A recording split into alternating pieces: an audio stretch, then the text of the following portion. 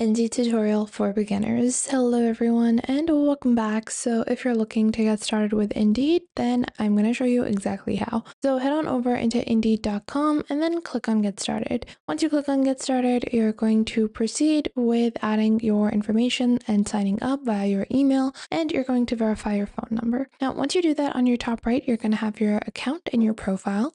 So you're going to click on profile, and this is the first section you need to set up. Now you have two ways that you can upload your resume. You can upload it directly, and you can also build an Indeed resume. I have a detailed guide on how to build a really nice resume, so make sure to check that out if you want to learn that. Now, other than your resume, your profile has a lot of information. So you can click on employers, you can click on job seekers, and you can just first off, you're going to sign in. But what your profile resonates is going to be very important, because in your profile, you'll need to basically sell yourself. You need to look interesting enough to hire. And when people look at your resume, they're going to give it a glance. But it's really important that everything you've set up, including your communication settings, need to be very good. So first off, your online status and your red receipt. So if you leave someone on red and that is a potential employer, that's not going to be a good look. So keep in mind that you want to ensure that you're responding and giving,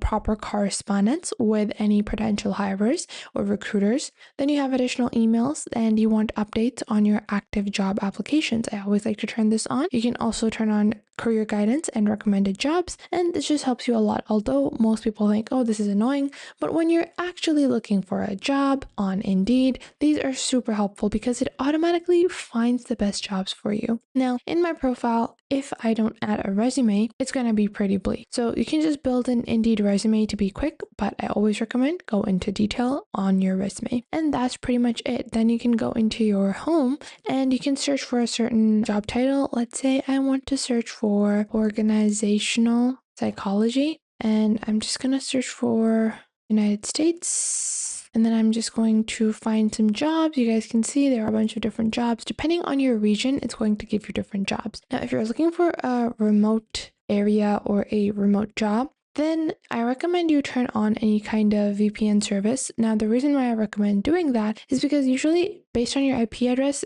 Indeed is only going to show you jobs from that region, even if there are remote positions. So it's important that you can change and play around with that if you want to find other opportunities. So that's how you can get started with Indeed. I hope you guys found this video helpful. Make sure to leave a like and subscribe, and I'll see you in the next.